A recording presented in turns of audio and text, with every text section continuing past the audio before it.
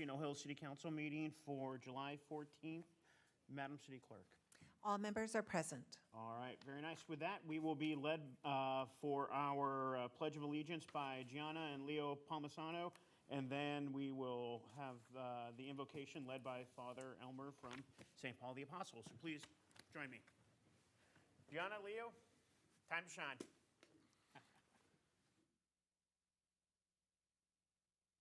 Put your right hand over your heart. Ready, begin. I pledge allegiance to the flag of the United States of America and to the republic for which it stands, one nation, under God, indivisible, with liberty and justice for all. Thank you, guys. All right, Father Elmer. In the name of the Father, and of the Son, and of the Holy Spirit. Amen.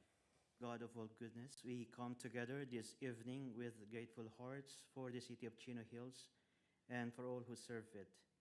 We thank you for our city council, for their dedication, their hours, and their commitment to the common good.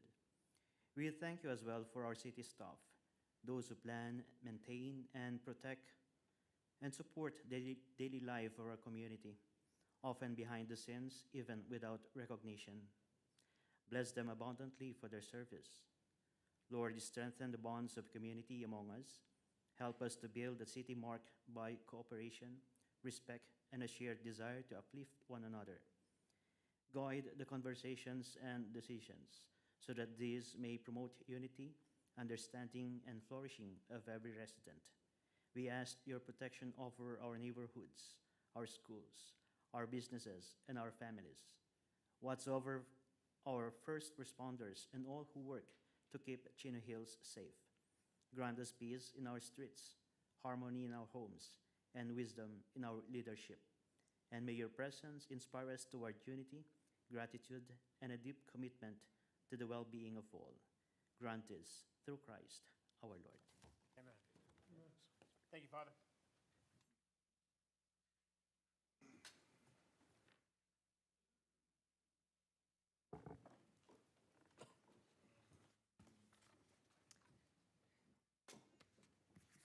Our first proclamation is proclaiming August 4th as National Night Out, to be accepted by Emergency Services Coordinator Joyce Lee. Joyce, up there you are. Come on down. How's it going? Being here tonight? All right, tonight we're here to proclaim August 4th as National Night Out, which is always a big day for all of us in Chino Hills. Chino Hills is recognized as one of the safest cities in California and the nation, and a key part to that safety is the strong partnership that we have at the city with law enforcement and our community overall. Each year, National Night Out brings neighbors together to support crime prevention efforts and to strengthen those connections between between our average resident and law enforcement and our fire services. In Chino Hills, neighborhoods host their own events, and our law enforcement, firefighters, council members, and city staff try to visit everyone that we can. And here to tell us more about National Night Out and how to get involved is our Emergency Services Coordinator, Joyce Lee. So, Lee, Joyce, please. Thank you, Mayor Joes and Council. This year's National Night Out will be held on Tuesday, August 4th. As the mayor said, National Night Out is an annual community building campaign held throughout the nation to promote police and community partnerships. These partnerships help combat crime, heighten drug prevention awareness, and strengthen neighborhood camaraderie. Neighborhoods in Chino Hills participate each year by hosting their own potlucks, barbecues, and block gatherings. Residents who are interested in hosting an event can register online at chinohills.org/NNO by July 20th to receive a free organizational kit, including kids giveaways, an event yard sign, and customized event flyers. Chino Hills City Council members, city staff, police deputies, and Chino Valley Fire District personnel, along with McGruff the crime-fighting dog and Sparky the fire safety dog, will visit as many registered events as possible. If anyone is interested in learning more about the event or about hosting one, please visit chinohills.org/NNO, and thank you to all of our residents who host events each year, as you are an important part of this award-winning program. Thank you. And I think to that point, I think it's one of the more fun nights that we have as city staff and as council. And if you've ever thought about wanting to host something in your neighborhood, by all means, please do it. It's a nice way. We're a bedroom community. So many residents just show up after work. They go in their driveway, they go in their garage, and they close the door, and you don't see anybody. And this is a nice way to go out and see your people. So if you have an HOA, encourage them to do it. If you're a member of a church, encourage them to host one, and just get out there and make a difference in the community. So thank you, Joyce. Let's take a photo. Come on.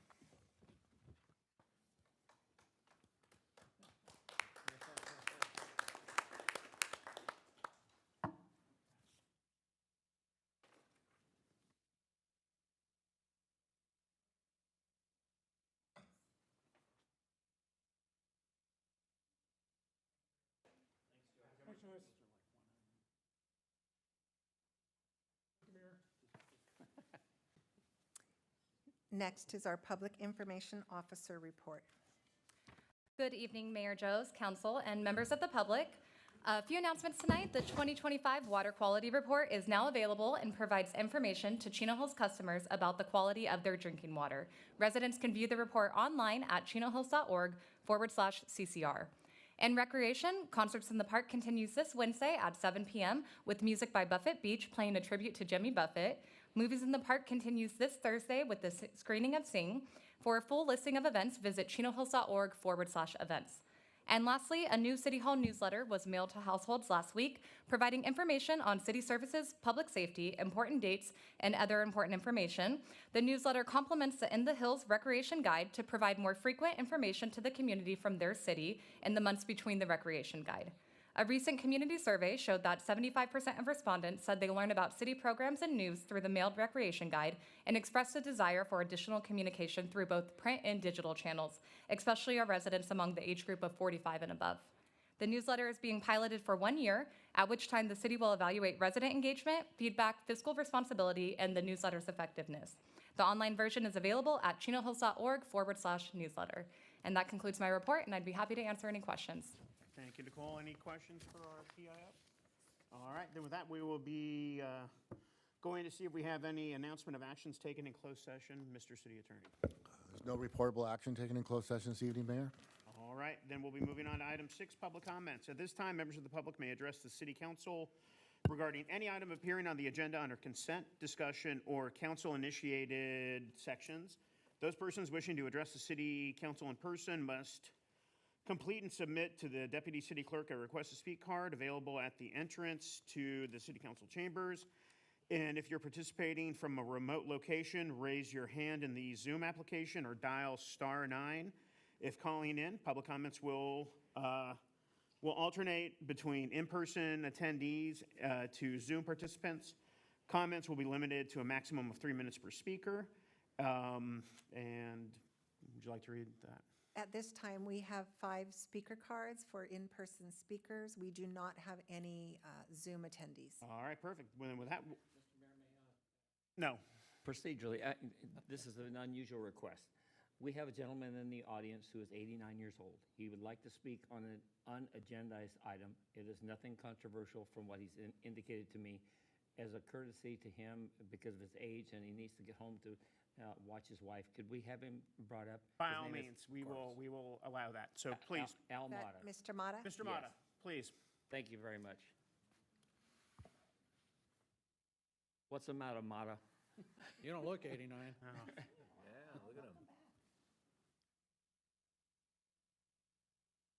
Mr. Mata, the floor is yours.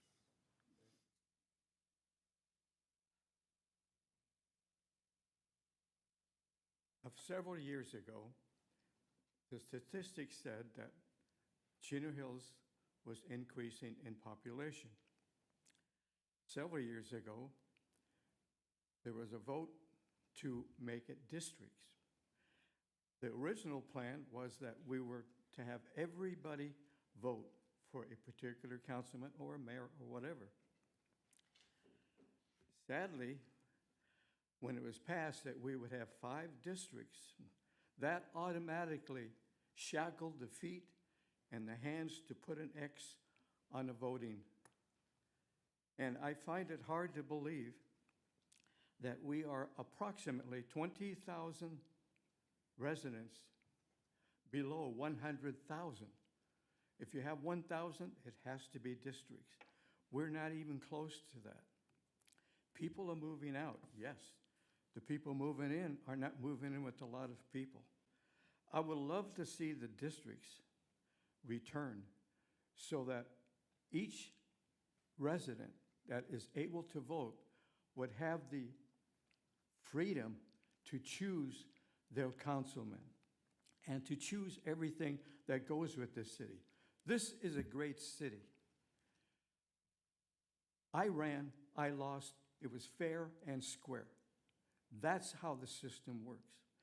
But now, I, a voter, cannot vote in 4 districts, and that includes thousands of other people that their heads have been tied and they can't put an X to whom they want.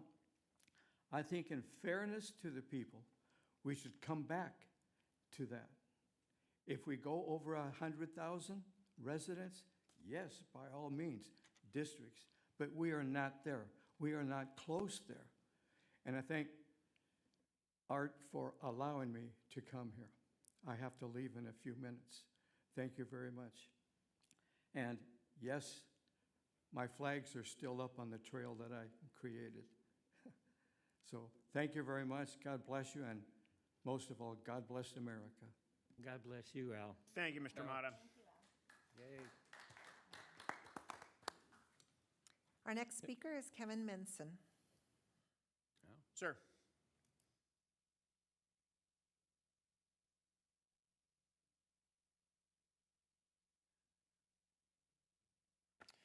Thank you for being here. Absolutely. Well, good evening, Mayor, members of council. My name's Kevin Minton, as many of you may know, and I'm the police chief for the Chino Police Department. But before I begin, I want to make it clear that I am here on my own personal time. The comments that I am making tonight are my own professional opinions based on my experience in law enforcement and should not be interpreted as representing the official position of the city or the police department that I work at.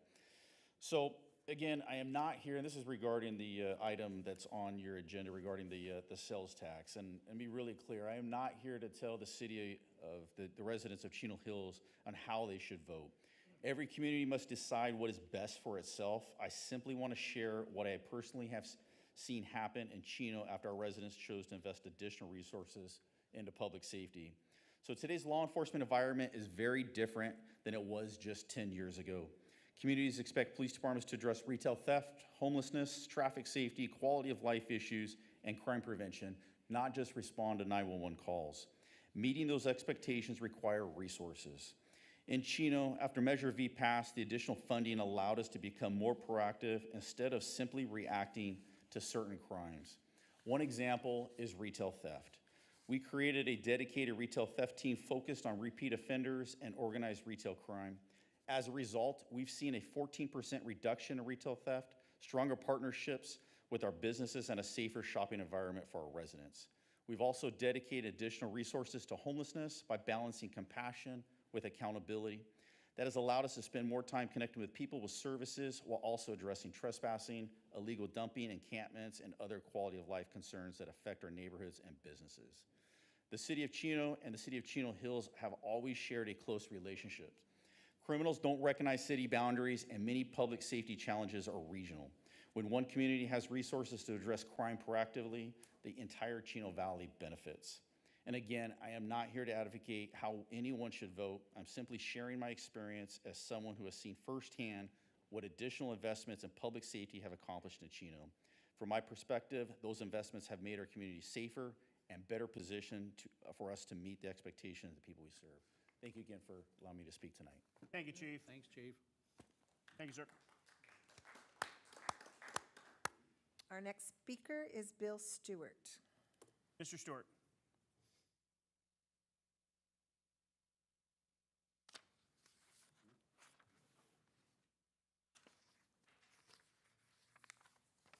Good evening, sir.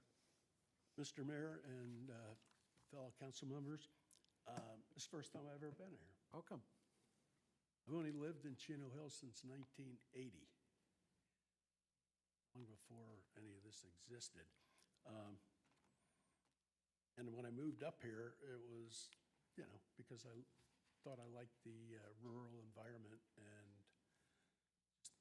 kind of being out of the way, but also having access to Orange County and to the Ontario airport. I was traveling a lot. But primarily I'm here, I just want to talk about this sales tax. And what I've seen seems to imply that it's a 1 cent tax. Well, we all know that's not what it is. Trying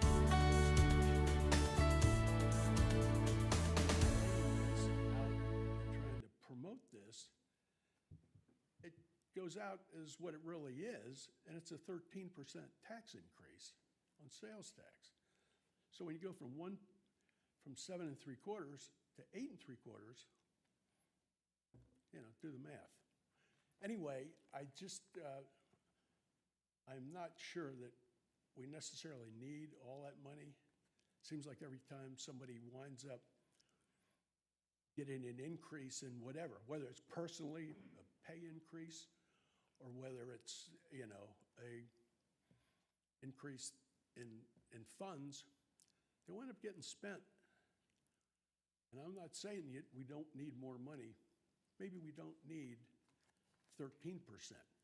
I know in other cities, when they go for an increase in sales tax, it's not 1%. They're kind of looking at 0.5% or something like that. Anyway, that's really all. I just want to be sure that I understand, that I get across. And I know you're going to promote this, and just please don't say it's 1 cent. That's kind of disregarding our intelligence out there. Anyway, thank you very much, and I appreciate being up here. Okay, Thank you, sir. Our next speaker is Tom Smith. Mr. Smith.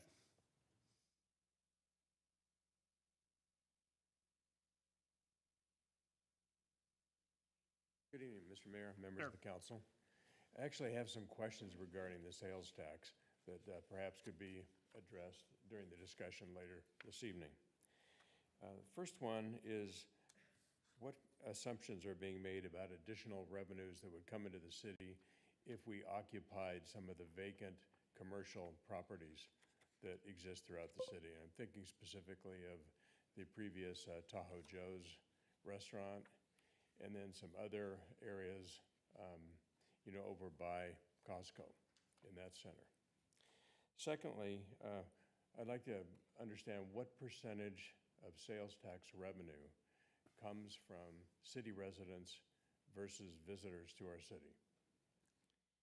And lastly, I'm wondering what assumptions are made in the budget about revenues that come into the city from use of sports teams that use our city facilities for tournaments and for regularly scheduled games.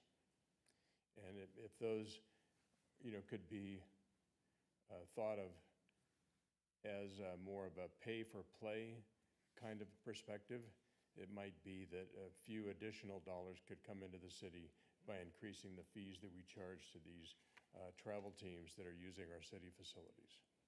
Thank you. All right. Thank you, Mr. Smith. Jeffrey Villadolid.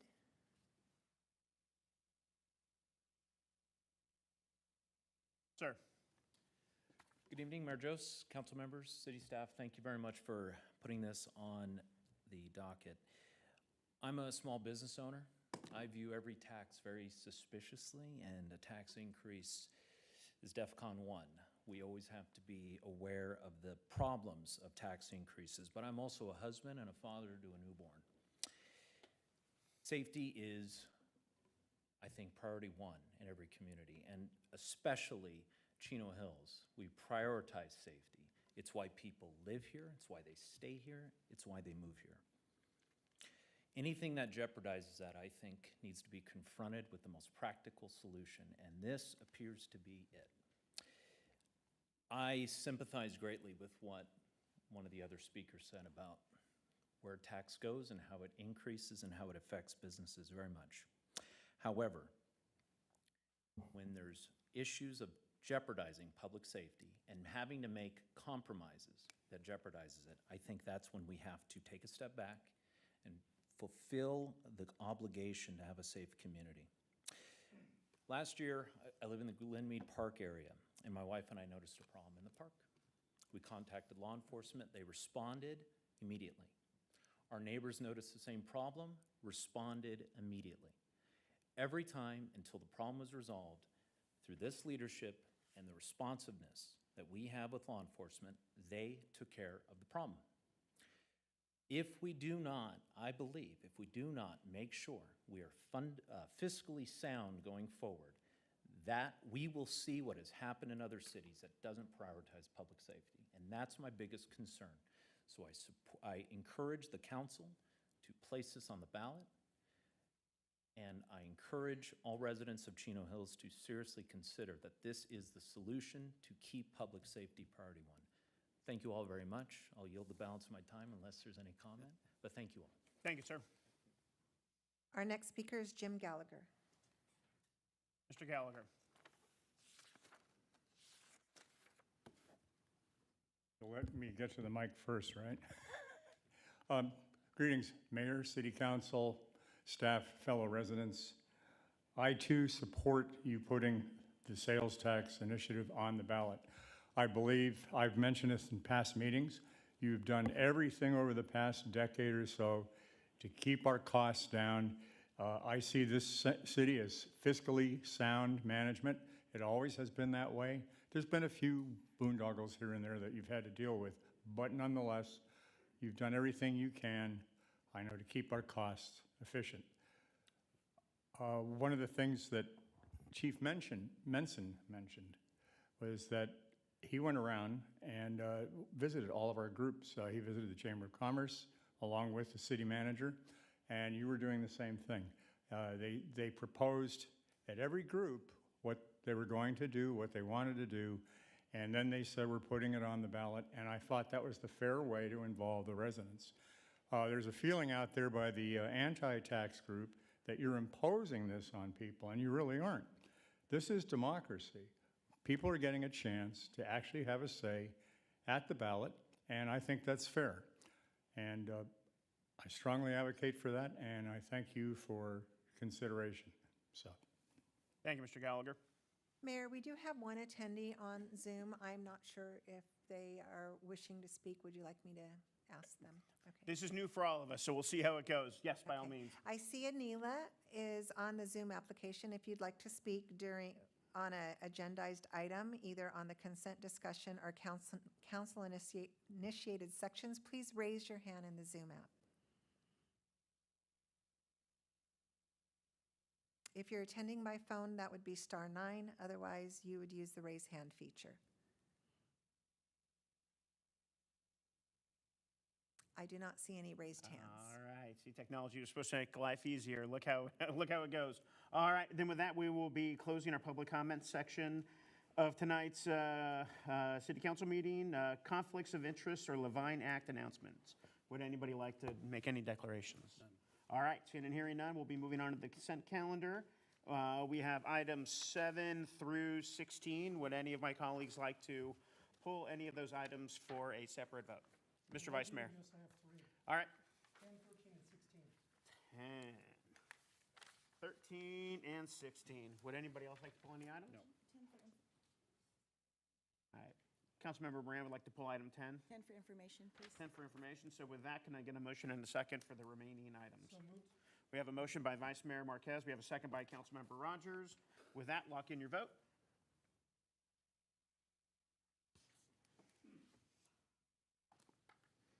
Motion passes 5-0. Very good. All right. Then with that, we'll move to item 10. Authorize execution of a one-year agreement with the City of Chino, Chino Valley Unified School District, and all City Management Services Incorporated with 2 additional one-year renewal options for total contract amounting to not exceed $199,277.70 to provide crossing guard services at CVUSD elementary sites.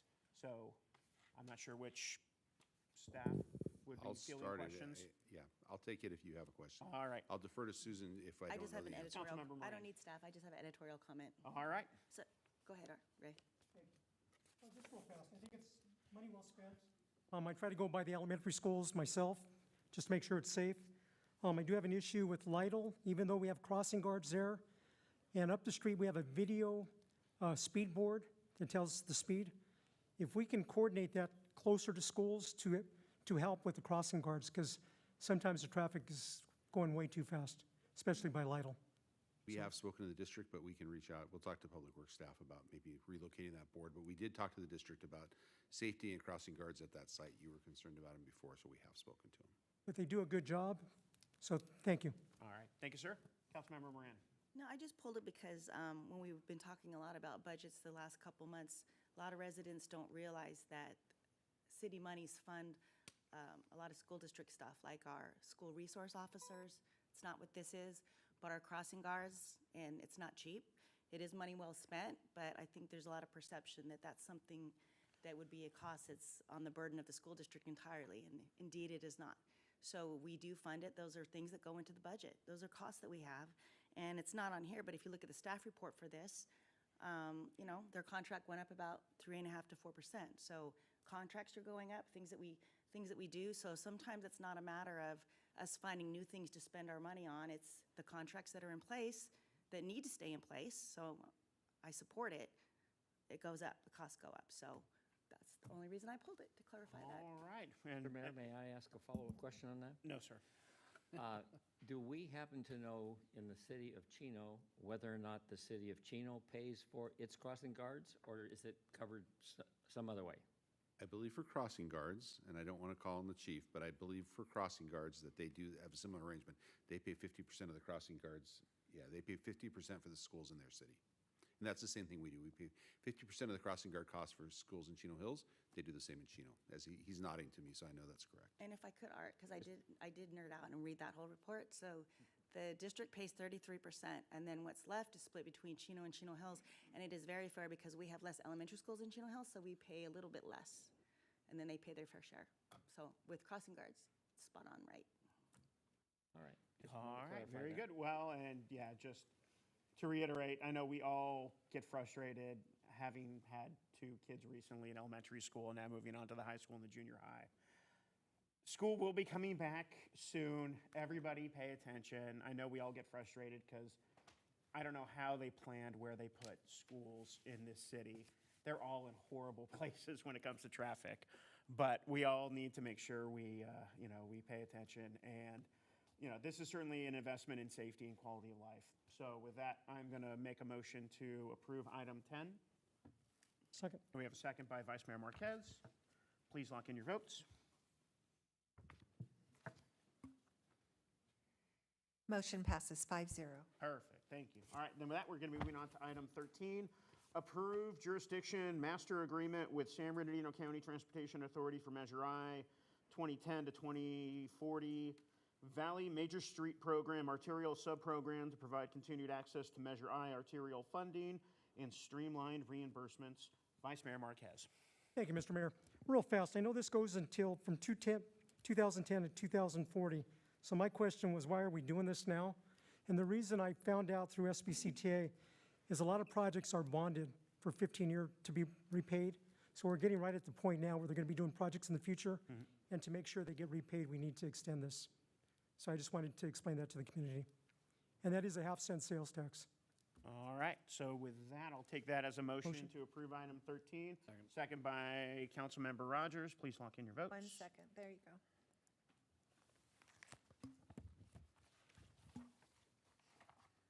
Motion passes 5-0.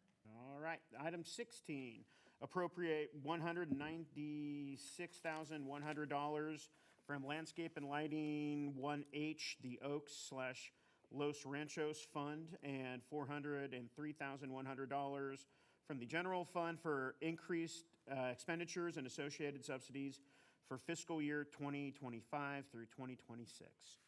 And I just wanted to use this as an example. Basically, we do have L&L districts throughout Chino Hills. This is one that basically doesn't really pay for itself, so we have to augment it from the general fund, and I just wanted to use this as an example.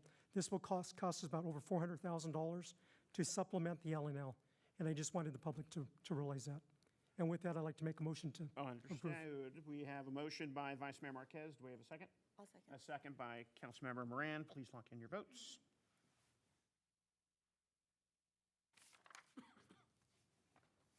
Motion passes 5-0. Very nice. All right, then we'll be moving on to item 17 on the discussion calendar.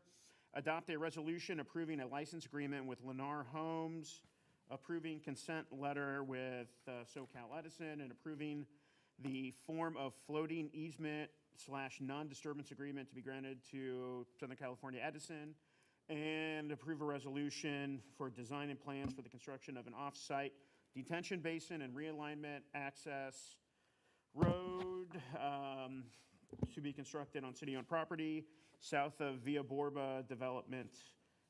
This item will be presented by our planning manager, Hovlinger. So, batter up.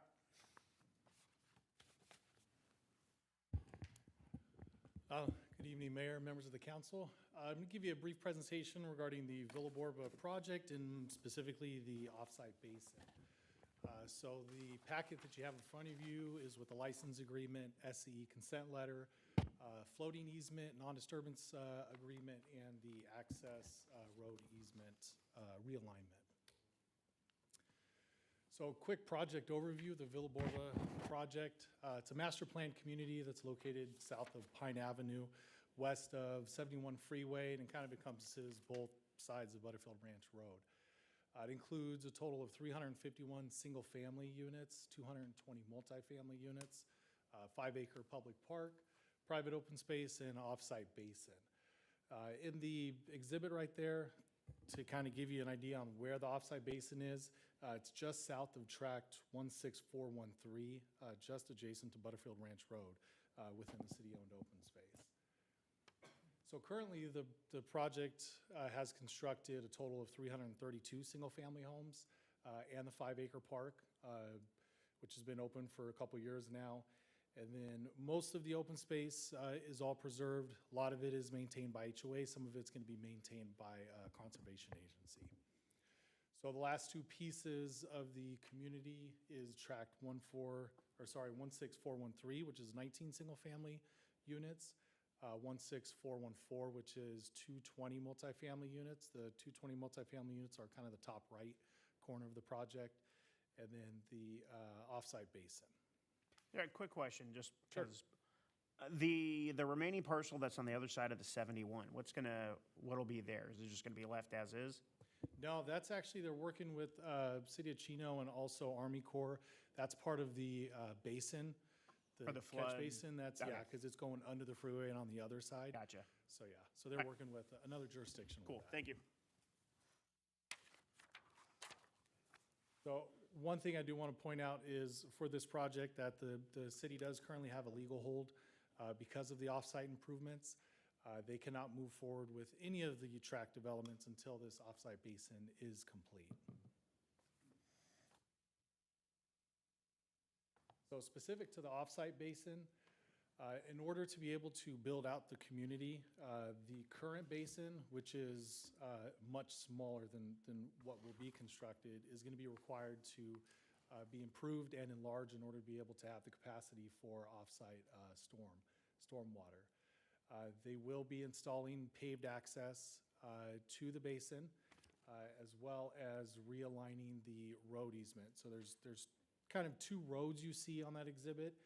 One with the red hashed, which is the existing road easement, and then the one in yellow will be the new realigned portion.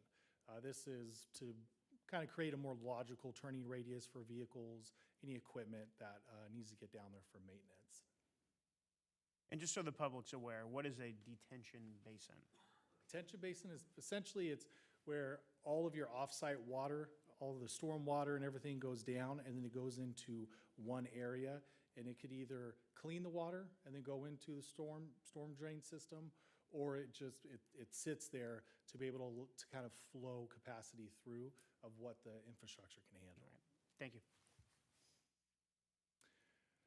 So as I stated, the detention basin, once it's complete, Lennar will be able to build the rest of the two tracks. The The first step is to get the basin constructed, then begin to build the tracks. During the construction of the tracks, even though the basin will be complete, the city will not accept it until the entire project is built out. So Lennar will be solely maintaining it until the entire community is complete.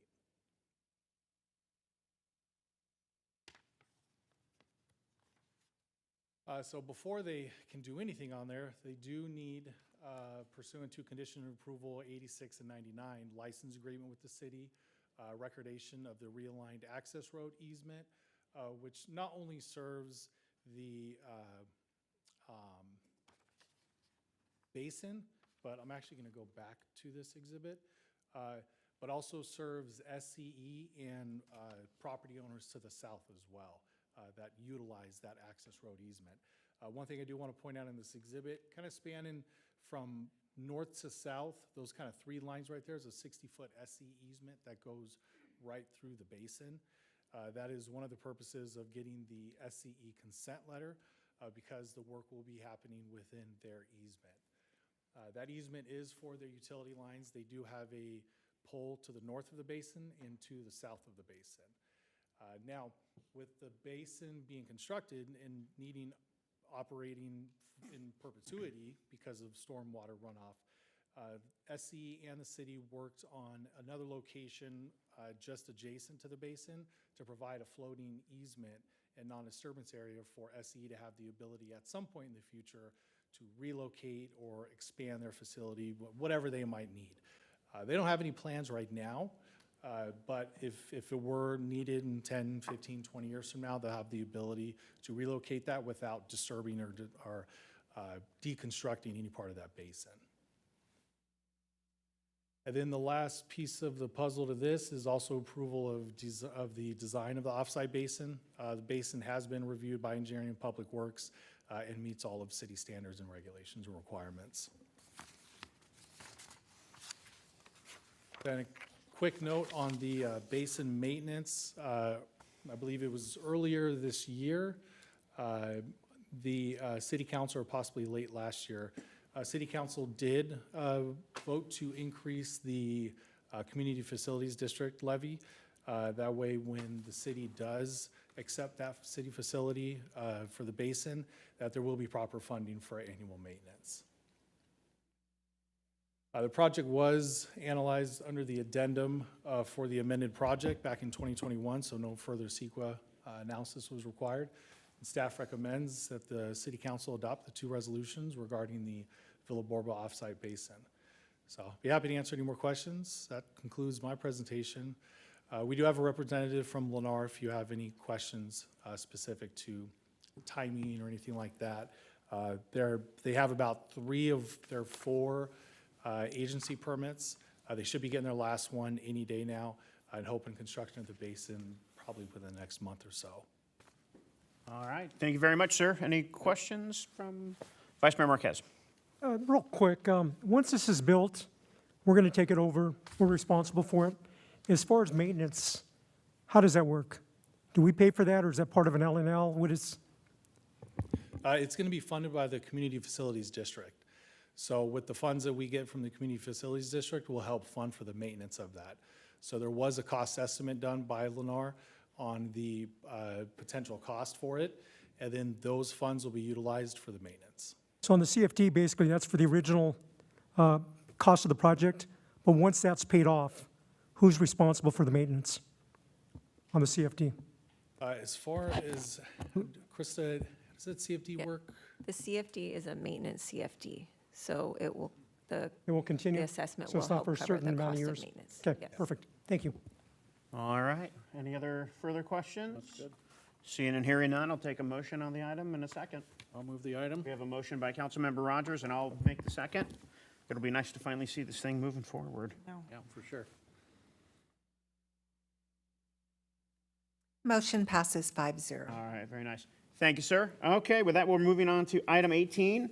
Hey, some things do end in government. Terminate the City Hall Fire Local Emergency pursuant to Public Contract Code Section 22050 subsection C3 because conditions no longer warrant its continuance.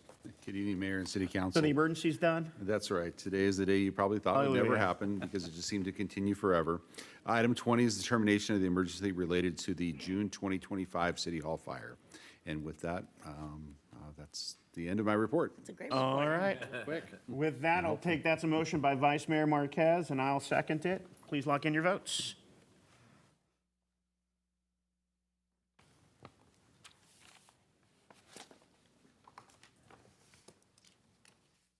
Motion passes 5-0. Fantastic. Hard to believe that took place over a year ago. That's unbelievable. Well, Amazing. now we're done. All right, item 19, provide staff direction as to whether to place a proposed increase in the city's local transaction and use tax, otherwise known as a sales tax, on the ballot in November for voter approval. To be presented by City Manager Hill. Good evening again, Mayor and City Council. Item 19 tonight on the agenda is for the council to provide direction on placing an item on the November ballot for residents to approve a transaction and use tax measure.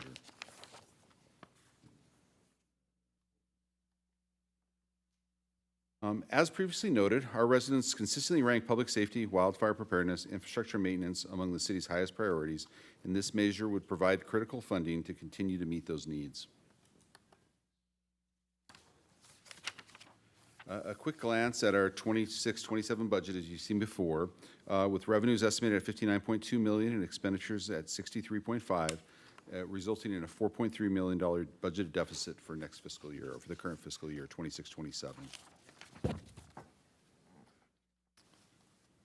As a reminder, what's driving our fiscal challenges include public safety costs. We still get a great deal for a dollar, but it's nevertheless, it's increasing.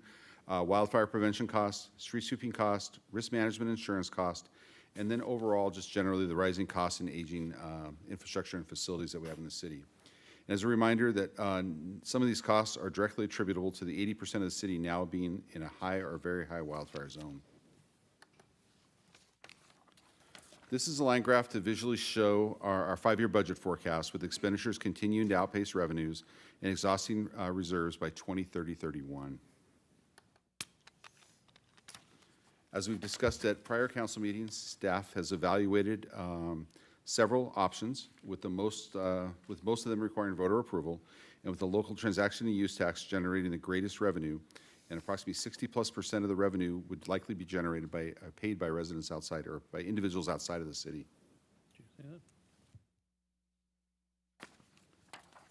What does a 1% local transaction and use tax looks like? A 1% TUT would generate approximately $11.5 million, with all of the revenue would remain and return to the city and remain local for our residents to use. Sales tax rates compared to other cities, Chino Hills is currently at 7.75%. We would go to 8.75 if approved by the voters. That would be consistent with Chino, Ontario, and Corona, and still considerably less than Pomona. So tonight, to keep it simple, we are asking you to provide direction on a transaction and use tax measure, and we would recommend that you would adopt a resolution placing the proposition on the November 3rd ballot, direct staff, or direct the city attorney, pardon me, to prepare an impartial analysis, and you would adopt a resolution setting priorities for setting written arguments and rebuttals. You would appoint council members to prepare and submit written arguments, a council member or members, regarding the Chino Hills service measure, and you would direct staff to undertake and review all necessary actions as appropriate. All And right. that concludes my presentation. Thank you, Mr. Hill. With that, I guess what's the easiest way to handle this in terms of if we have 3 different actions we need to take? Do we do them all at once? Can we do them separately? What's cleanest? I think you should take the first one. And then go from there? Yeah, because the other ones will take a little discussion. All right, very good. All right, then with that, the first item will be a discussion regarding placing a proposition on the ballot for November 3rd regarding a local transaction and use tax. So, Councilmember Moran. I support placing this on the November 3rd ballot. All right, Councilmember Rogers. Well, I'm going to say a couple of words, but I see Art has his hand up. Okay, sorry. Yeah.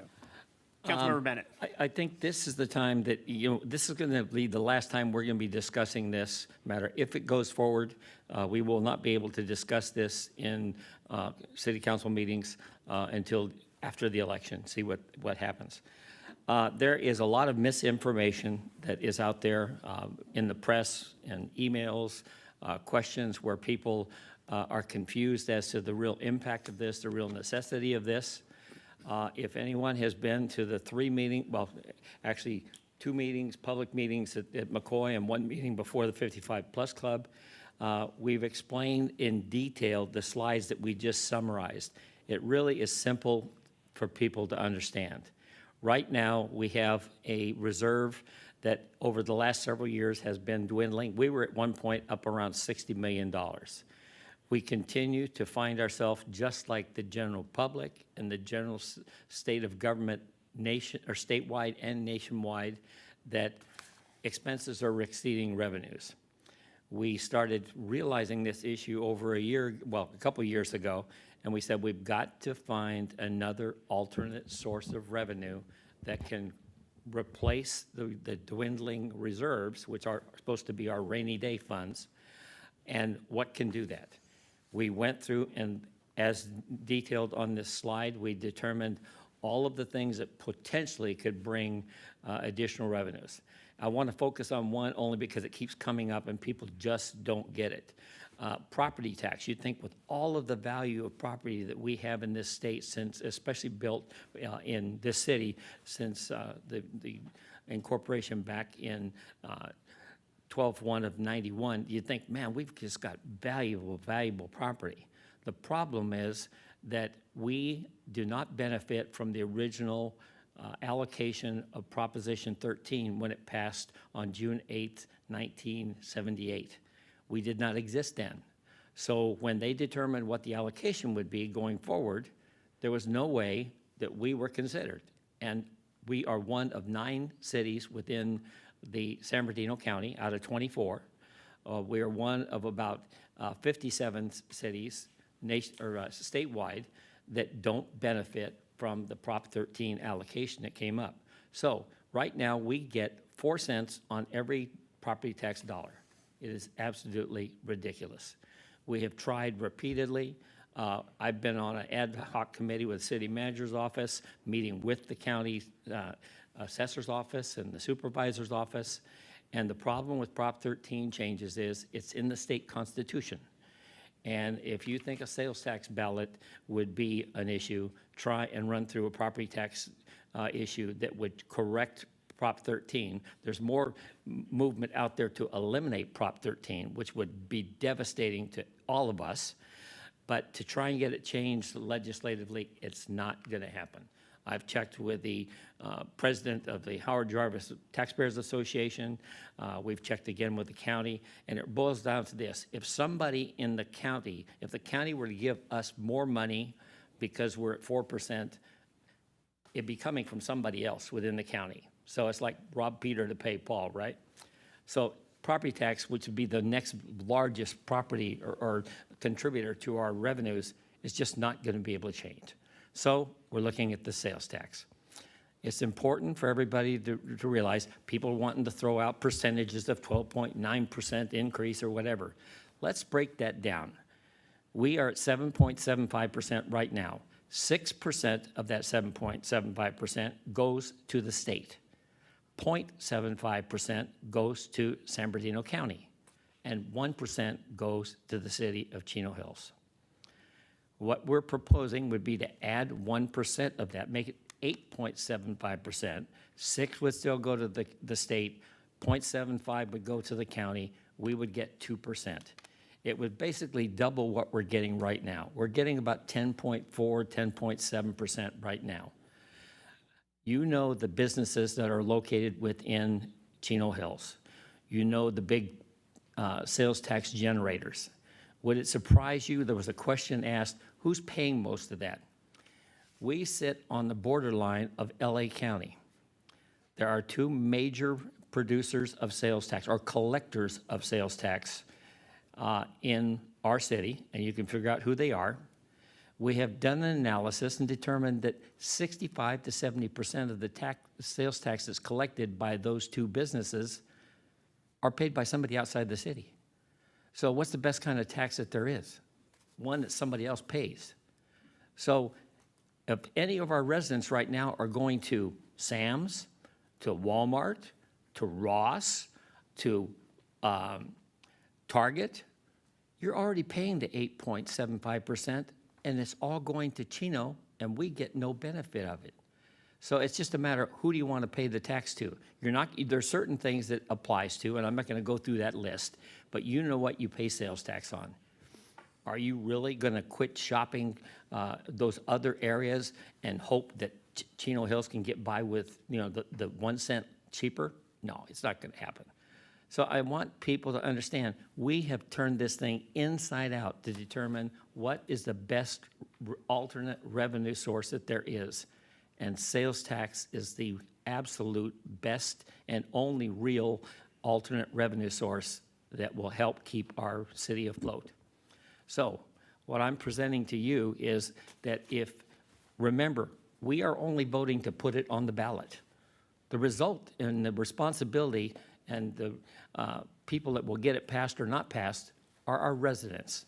If our residents enjoy all of the attributes that our city provides, all of the features, all of the wonderful things they have, if they enjoy the fire protection, the police protection, and especially the fire protection right now, and the maintenance that we do to keep our city fire safe, given the fact that tons of our residents are having their fire insurance canceled because we're in a high fire danger. That's what we've done. We've increased our landscaping abatement, weed abatement, and tree trimming to try and make the things a little bit safer. And I'm talking too much, but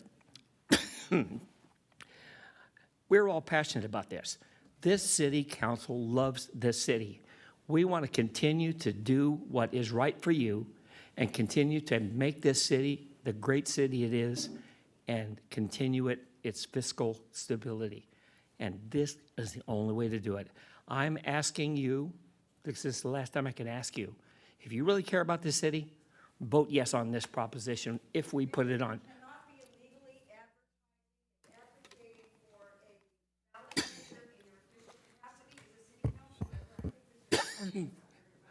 Mark, you want to respond to that? Well, Mayor, first, I think you should inform the person they're out of order by screaming out at a meeting. Okay, all right. So I'm going to ask the people, you listen to that and determine what's right or wrong. Bottom line is this, we were all elected to serve you. We are here to protect your interests, to make sure that your city runs well and is fiscally strong. And we would be absolutely derelict in our duties if we didn't tell you the exact truth and tell you just how serious this thing is. We are going to be broke in 4 years if we don't find another alternative revenue source. And sales tax is it. So put things together and figure out how are we going to get more sales tax unless we put and vote to put a ballot issue on there for you to vote on and decide to be the final determinant. Do you want us to survive fiscally, or do you want us to die on the vine and then complain about your property values dropping? So I'll get down off my Thank you, soapbox. Councilmember Bennett. I appreciate it. Councilmember Rogers. I was going to say a lot more, but I don't think I will now because Art's covered most of it. But I wrote a page and a half of thoughts on what I've assimilated over the last 4 months since we've determined that our budget was going to be upside down again. That's what the catalyst was, a second year of that. But I wrote a long thing on my thoughts and feelings, but I'm not going to regurgitate what Art has said, so why repeat, and also the report from Rod. So I just want to say that essentially people ask, why would Chino Hills be in this position? It's just because we cannot keep up with the costs of doing business compared to the income. So the best thing to do is to look into alternatives, and this is an alternative that we're discussing right now. But it's important that we maintain our quality of life, and to me, that's one way of doing it, is searching out other revenues. So we'll keep it at that. Again, I had a long thing going, but I think I can read it for you. Okay, go for it. All right, Vice Mayor Marquez. Thank you, Mr. Mayor. First of all, I just want to say I love my city. When I'm out there in the public, that's probably one of the first questions I ask the community. What do you think about Chino Hills? And everybody that I ask, they all say I love it. I'm going to say almost 100% of the people. What's beautiful about Chino Hills, and let me take a step back. I moved here in '84 with my family. I have 3 sons that grew up in Chino Hills with my wife. One of the things that I love about my city is I have 3,000 acres of open space. I have 47,000 trees throughout Chino Hills. I have green belts. It is just beautiful. It's a perfect, I mean, just a great community. Yes, 80% of the city is either high or very high fire hazard area. That's a concern I have.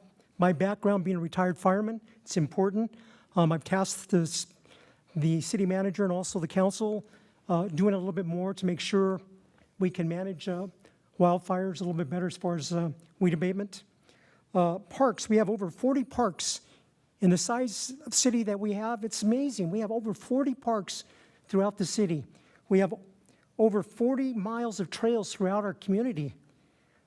We actually even got involved with Tres Hermanos with partners in Diamond Bar and City of Industry. We had 2,450 acres, but 1,750 acres in Chino Hills. And they were going to put a big solar farm, but we didn't want that. So we basically became partners with City of Industry and the City of Diamond Bar to basically be a conservatorship over the 1,750 acres. So when you look at all this stuff that we have, there's a cost to it. And yes, a few years back, we fought, there were some power lines that went up, and that fight cost us almost $5 million, which we would have today, but the community we love, we care about it, so we fought about it. And so this, again, our reserves, obviously the council members prior to us did a really good job saving money, and we've done a good job over the years too. But again, that amount of money is diminishing, and we've done everything that we possibly can. What have we done? Recycle water. We used to use a lot of potable water at the parks. Now we use recycle water with the cost savings there. Water wells, we used to, I think we have 7 that just sat there for years and years and years. Now we're utilizing that water to get our water bill down. Street lights, we bought our street lights so we could put LEDs because there was a charge to it, and we're saving millions of dollars there. Landscape and lighting, water-wise plants, we're trying to save money left and right. This probably should have happened maybe 4 or 5 years ago, but everything that we've done, we've been able to manage, and now we're in a situation that we can still manage it for about another 3 to 5 years, but we got to do something. I'm elected to make hard decisions. This isn't easy for me. But as one of 5 members that really, truly care about our community, I'm not going to, it's going to be up to the voters. If you ask me, Ray, are you going to vote for it? Sorry, Mary Ann, yes, I am. But again, it's going to be up to the voters to decide. So we've done everything that we possibly can do, and again, it's going to be up to the voters. But I love my community. I think it's the best city in California, and we'll see what happens in November. So thank you, Mr. Mayor. All right, now it's my time. This is going to be one of the hardest votes I've ever made on council. You know, most people that know me know where I come from philosophically. But this is also the city that I chose to raise my family in. We bought our first home here. Our quality of life is vitally important, and as my colleagues have all said, we've done everything we can to mitigate us having to get to this point. Through the purple pipes for water, through cutting back on services, you know, right-sizing government for the city of Chino Hills. And we've done all of those things, and now we see the iceberg. We see it's coming. You know, just because there's checks in the checkbook doesn't mean there's cash. And the thing that gives me some relief is that it's not that your city council would be voting to increase your taxes.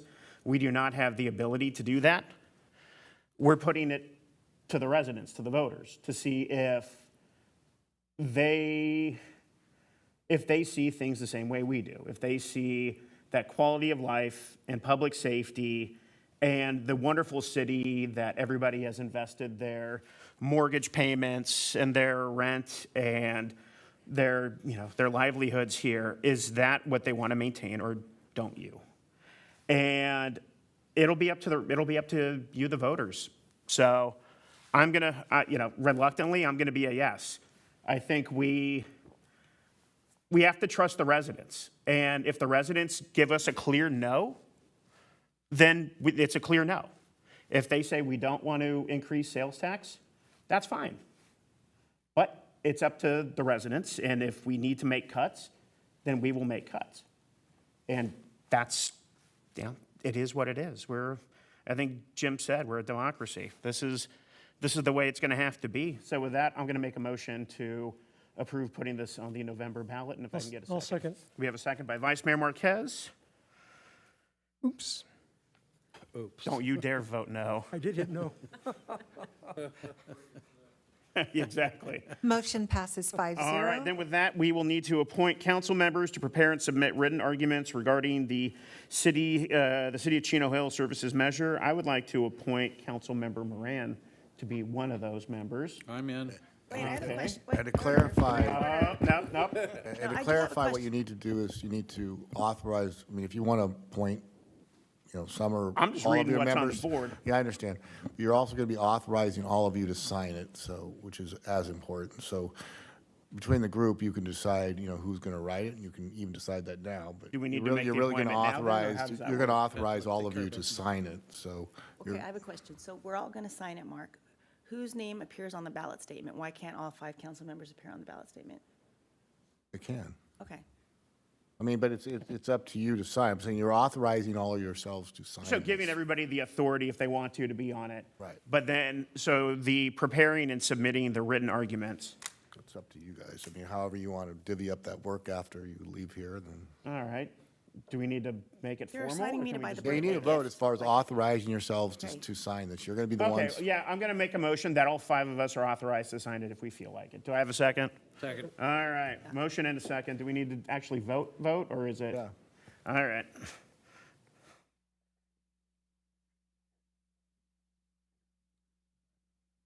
Motion passes 5-0. All right, and so then now we need to direct staff to undertake and review all necessary actions as appropriate. Well, actually, there's a couple more steps. Oh, geez. Whether you want, this is discretionary, whether you want the city attorney to prepare an impartial analysis. It's not required, but that's up to you. Can you do an impartial analysis, Mark? I can. Okay. All right. Then go for it. Well, that's again a vote. I'll make All the right, motion. we have a motion and I'll second. Hey, Mark, democracy at work at City Hall, here we go. that resolution is also setting the priorities for those arguments. Okay, that also, there's a set of rules in there which are according to state law for the written arguments and rebuttals. So you're doing both those actions together. All right, there we go. Anything else? That's a motion and a vote. Motion second, there we go. Already voted.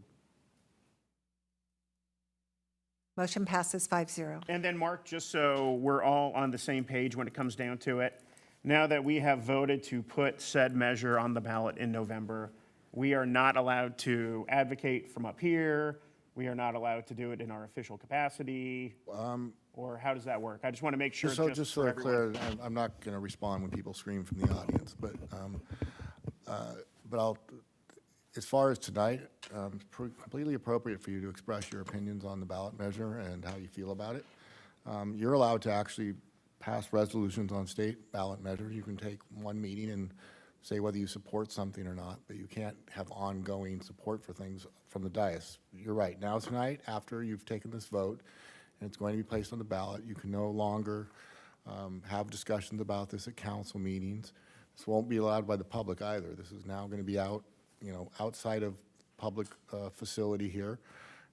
Out on the streets, if you will, you're free to advocate for whatever you want. Just as a resident? You can't use city funds to do so, but you can say you're a council member and you support measure or whatever, or you don't. I mean, you're allowed to use your official position, if you will. You just can't use city funds. Okay, just wanted to make sure everybody's on the same page. Thank you, Mark. Thank you, residents, for your comments on this. With that, we'll be moving on to item 20, items initiated by the City Council. designate voting delegate and alternate for the California League of Cities Annual Conference that is scheduled for September 23rd through the 25th in Anaheim. With that, I would like to make our delegate Cynthia Moran. I don't know if I'm going to be there for that meeting that late, though. I mean, I know that I know why we're voting on this, but my question is to Trey. So I know in the past, sometimes they haven't even. I think because he's president, he can't. But they haven't even held this meeting because there wasn't enough, like last year, they didn't even hold the meeting, right? All right, fine. I'll make, I motion that I'll be the delegate, and then can we have an alternate? It depends, who am I driving with? You were Peter, then I'll be the alternate. Okay, you're rolling with me. All Okay. right. Sounds like it. All right, motion by myself to be the delegate and Councilmember Rand to be the alternate. We have a second by Councilmember Bennett. Please lock in your vote. Motion passes 5-0. All right. And now we are moving on to public hearings. This portion of the city council agenda is for all matters that are legally require an opportunity for public input. Let's see. Testimony on public hearing items must be provided during those hearings, so it cannot be provided during the public comment portion that already occurred. When recognized by the presiding officer, who is moi, members of the public may address the city council regarding public hearing items. Please submit and complete a request to speak card and give it to the deputy city clerk. If you're participating from a remote location, please raise your hand in the Zoom application or dial *9. If you're calling in, only raised hands will be called upon during the public hearing. Public comments will alternate between in-person and Zoom participants. So with that, we have item 21, adopt a resolution adopting written report regarding residential sewer rate charges for all residential parcels. I guess we'll hear from Krista first, and then I'll open the public hearing. Good evening, Mayor, council members, and members of the public. Tonight's public hearing is to authorize placing sewer charges for sewer-only accounts on the county tax roll. Currently, the city provides monthly sewer service billing to approximately 20,800 customers. Of these, 222 are residential sewer-only accounts. These particular customers receive water service from a different agency, and their trash service is billed separately by Waste Management. As a result, the city bills them solely for sewer. For fiscal year 26-27, the proposed annual sewer charge is $567 per parcel. This includes two components, $353.40 for Inland Empire Utilities Agency and $213.60 for the Chino Hills Sewer Maintenance and Operations fee. If there's no majority protests following tonight's hearing, I respectfully recommend that the City Council adopt the resolution approving the sewer charges report and direct staff to submit these charges to the county for collection through the property tax roll. I can take any questions you may have. All right, thank you, Krista. With that, I'm going to open the public hearing. Madam City Clerk, do we have any members of the public wishing to speak? No, we do not. All right, with that, I will close the public hearing and see if we have any comments from my colleagues. Nope. All right, with that, I'll take a motion by Councilmember Moran to accept and a second by Councilmember Rogers. Please lock in your votes. Motion passes 5-0. Fantastic, thank you. Then our next public hearing is item 22, accept revised report of delinquent water and sewer services or service charges. Krista, batter up. On May 14th, staff mailed 11 notices to property owners with delinquent water and sewer service charges and provided a payment deadline of July 24th. On June 20th and June 27th, a public notice was published in the Chino Valley Champion newspaper notifying interested parties of the upcoming public hearing and included the list of delinquent accounts. On June 23rd, we had received one payment, so we still have 10 accounts that are still delinquent. So we're recommending that City Council approve recording the delinquent water and sewer service charges as an assessment to the property owner on the county tax roll if they do not pay by the July 24th deadline. All right, thank you. With that, I'm going to open the public hearing. Madam City Clerk, do we have any comments on item 22? I do not see any comments. If you wish to comment in the Zoom app, please raise your hand. We have no public comments. All right, seeing and hearing none, I'm going to close the public hearing. And I just wanted, Councilmember Bennett. Just one question. Krista, what's the aggregate amount of those 10 accounts that are delinquent? Sorry, looking really quick. $2,748.16. Okay, thank you. All right, and I think, to kind of touch on that just briefly, I know Ray and I were on an ad hoc committee when we initially started talking about this, and this is one of those ways as a city we've been trying to protect your tax dollars, because we used to eat the cost of this, and folks would not pay their water bill. We would just write it off. And so at least now, hey, at least we're getting back 2,000 plus bucks on, on their property tax when they eventually sell. So at least we're not going to be out that, because that means that all of us residents had to subsidize them for not paying. So with that, I will make a motion to approve item 22. Second. And have a second by Vice Mayor Marquez. Please lock in your votes.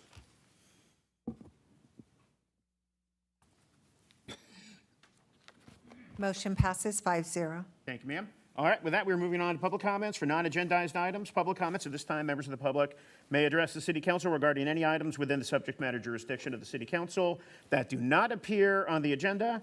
Please complete and submit to the deputy city clerk a request to speak card. If participating from a remote location, please raise your hand in the Zoom application or dial *9. If you are calling in, public comments will alternate between in-person attendees to Zoom participants. Comments will be limited to a maximum of 3 minutes per speaker. Madam City Clerk. We currently have one in-person speaker, and if you'd like to speak through the Zoom app, please raise your hand at this time. Our in-person speaker is Candace Ratano. Candace, please. Welcome. Thank you for attending tonight.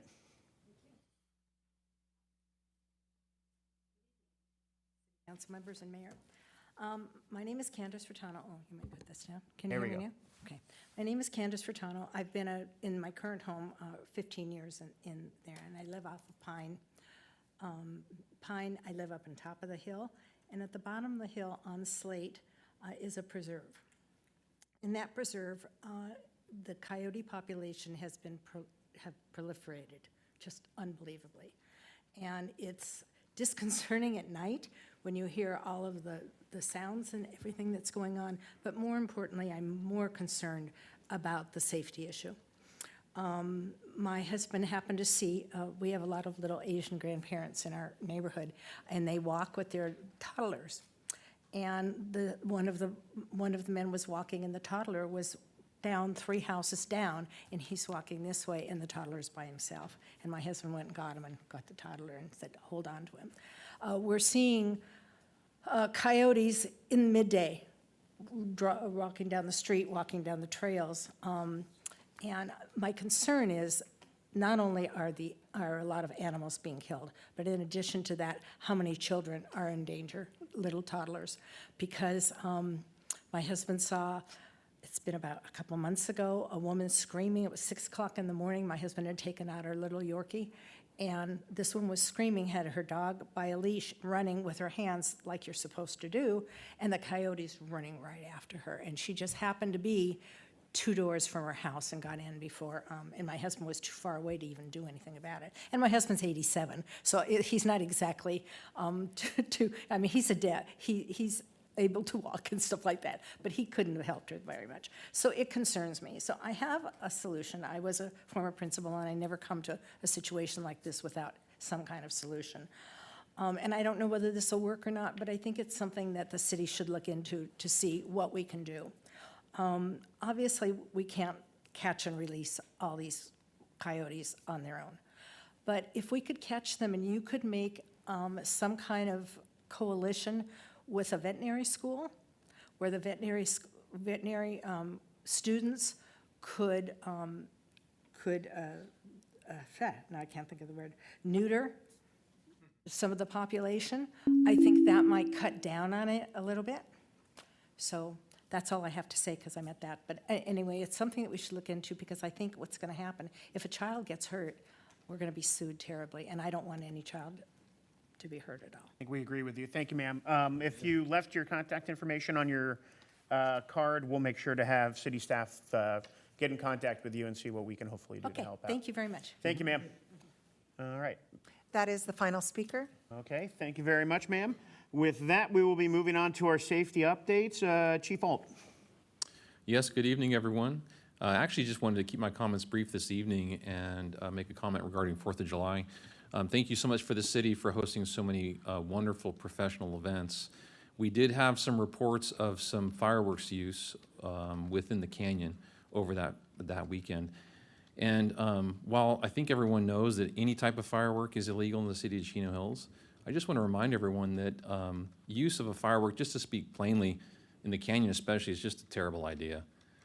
We all know what the risk is to our community in those wildland areas, and I just want to take the opportunity to remind everyone to leave it to the professionals. Thank you, and that concludes my comments this evening. Thank you, Chief. Sergeant Tarver. Thank you and good evening, Honorable Mayor, Vice Mayor, City Council, City staff, and residents in attendance tonight. I will have no comment. Thank you, Sergeant. I like it. All right. With that, City Manager updates. Rodney. We have no updates tonight. All right, even better. All right, council reports. I will kick it off. Legislative Advocacy Committee Board. Peter and I met with our state and federal lobbyists to, see where we are with our requests. This is one of the things that we've put a high priority on, is trying to lobby to get those taxpayer dollars back to us. We have been put forward again for additional funding through Congresswoman Kim and Congresswoman Kim's, and Peter, correct me if I'm wrong, the nature of it is our request was firefighting, preparedness and wildfire preparedness. So she's moved that forward in her federal asks, and then Congresswoman Torres has put in for additional funding for the Los Serranos neighborhood for additional infrastructure. So we greatly appreciate both of our current members of Congress and the efforts they do, because it's your money. We want to get it back. Omnitrans board, we had a board meeting a couple weeks ago. Nothing of any real note with the summer. It's been kind of quiet, more just recognizing, driver safety and budget realities. With West Valley Mosquito and Vector Control District Board, pretty much more of the same. Not too much to report on. Just, once again, Mr. Krieger, you guys should be getting your mosquito wipes. So they should have been dropped off for the fire district, for their guys. With the board, we're still continuing to have with mosquito board, continuing to have our program where we use irradiated mosquitoes that are essentially neutered, and because mosquitoes only mate once, they're not able to procreate. So we release these neutered ones out. They do their mosquito thing, and off they go. So, thank you for laughing. Mosquito thing. Yeah, sorry, that's the technical term you learn on the mosquito board. Okay. With that, Vice Mayor Marquez, SBCTA, and everything that goes along with it. Thank you, sir. SBCTA was dark. SCAG was dark. Metrolink, we did have a meeting, and we are requesting $35 million from the state of California. So we got some support letters throughout the county and throughout the state. And then also, I just want to say something that we've been meeting, Peter and myself. There's community involvement regarding the S-turns in Carbon Canyon. So we're communicating with the community, and we just had a meeting yesterday. So we're trying to keep everybody abreast as far as what we're doing and what they would like for us to do. So those are my comments, sir. All right, thank you, sir. Councilmember Moran, Chino Hills Community Foundation Board and Trace Hermanos Conservation Authority Board. My meetings weren't dark, but they were extremely short. So starting with the Chino Hills Community Foundation, we actually had a special meeting to approve and accept a donation for the 250th drone event, which I'm sure you guys will talk about on your closing comments. And we also approved a foundation donation for a new city digital projector that we're going to use in movie nights. So our foundation is just continuing to get money out into the community and backfill and support the arts and recreation. So all good, unless you have something for Wine Walk to add, Peter? Okay. And then Trace Hermanos Conservation Authority Board, even shorter. we did approve approximately a $5,000 expenditure to cover the fire damage, the fire that was on Grand Avenue in Tres Hermanos. And we said a final goodbye to Dan Fox, who is retiring as city manager from Diamond Bar. And then the meeting was adjourned 7 minutes later. God, I love efficient government. Fantastic. Okay. Then with that, we'll go to council comments. Councilmember Moran, would you like to continue? I just have a couple. Again, I know everyone will elaborate on it. Wonderful.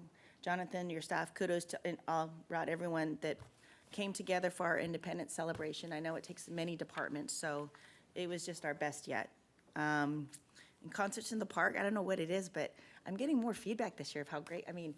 Wait till tomorrow night for I a know, Jimmy Buffett tribute band, baby. I mean, we know we're great, but I've been asking it's for been that for nice. years. I know, it's been really nice to hear the feedback. Everyone just loves it. I did want some clarification, Mark. So I have a question / clarification I would like on a public speaker tonight that is about the sales tax. Am I allowed to ask that question now that we're going to put it on the ballot? I'm sorry, now, what was the, I want clarification from staff on a point that was brought up by a public speaker tonight that's related to the sales tax. May I ask that question? ask it now, what is it? Huh? Do you want to ask it? Okay, we'll Could you see. just ask it? Oh, okay. So and this is, a second person that brought this up too. So they were saying that when we're presenting it as a 1 cent tax, it is not a 1 cent tax, it's something else. And I know that when people watch this meeting, it's going to confuse people. Can you clarify whether that was a correct statement or not correct statement? It's 1 cent on, if you spend $1. It's 1 cent for every dollar.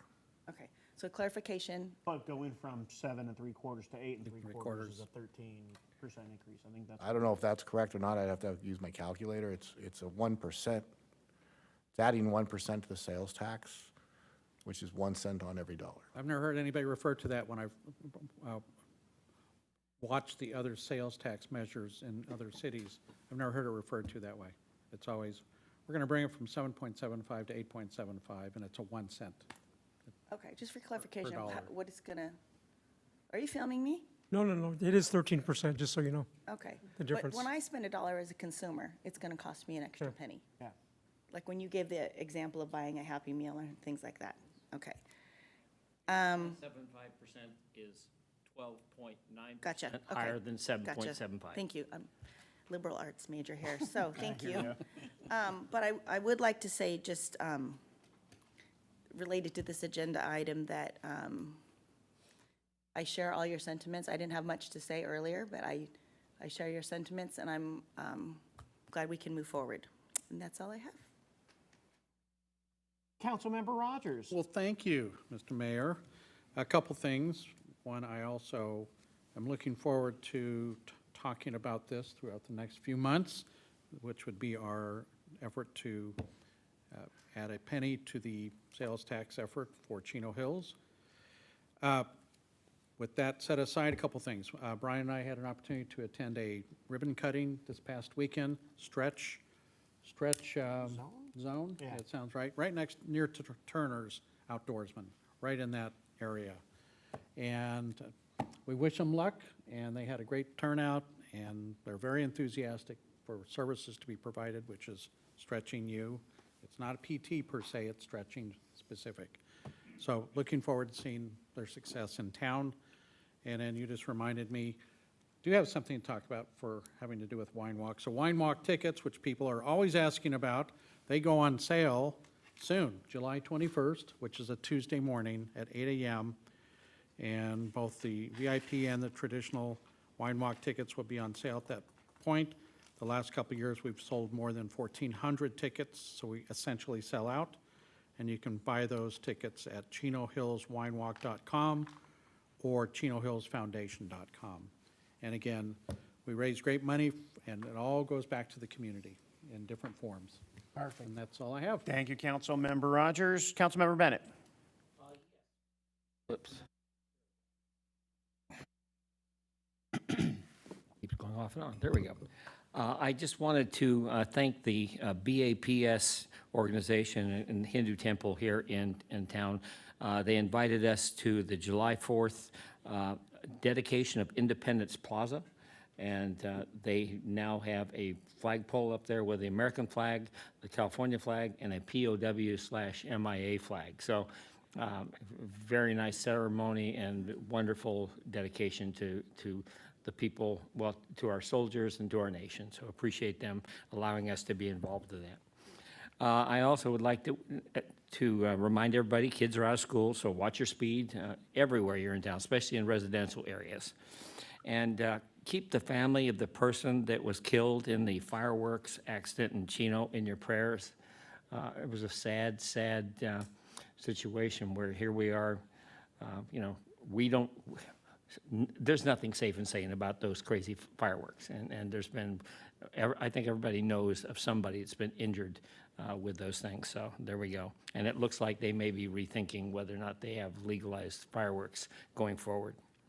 And the most important thing tonight, I want to give a shout out to my wife, Nikki, on the celebration of our 59th anniversary last week on July 8th. Thank you, sweetheart, for staying with me all these years, and all my love.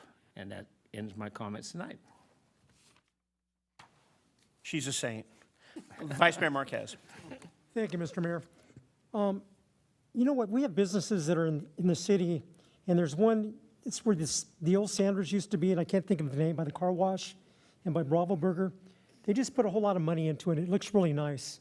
And they're hurting right now. So I know I would like to promote some of our businesses maybe once a month, if we could do that, especially somebody that's new in our city that's trying to get off their feet, if we could do that. Would really appreciate that. Also, regarding propositions in November and legislation that's going to be happening in November, is there any way that we can get our consultant out here just to give us an update on what are things, I mean, important, like Prop 45? I'd like more information on that. And then also the last thing, there's a young lady that I've known for many, many years. Her name is Nikki. She's been married to a jerk for 59 years. And I just want to say she's a goddess. Yeah. Those are my comments. I always love this month because it means I have to wish my lovely bride of, God, we celebrated on July 3rd, 24 years now. So the best thing I got from college. And then daughter turned 13 on your anniversary, on the 8th. Back to the BAPS event. It was very nice. If you haven't seen the new flagpoles, they also had a time capsule that they put in. So the city submitted stuff, members submitted. They had a nice young woman who is a naval reservist who's one of their congregants who put in, I think she put in her hat that she got commissioned in. So that was very cool. Hat, yeah. Great job again for our Independence Day celebration. I think that was fantastic. You know, man, there was a lot of people. Whew. A lot of people. But everybody had fun. Thank you to Supervisor Hagman for the last-minute drone show. And then back to what Peter had said, we went to a ribbon cutting and grand opening for Stretch Zone next to the Turners and, the Boot Barn? Mm-hmm. Yeah, right next to it.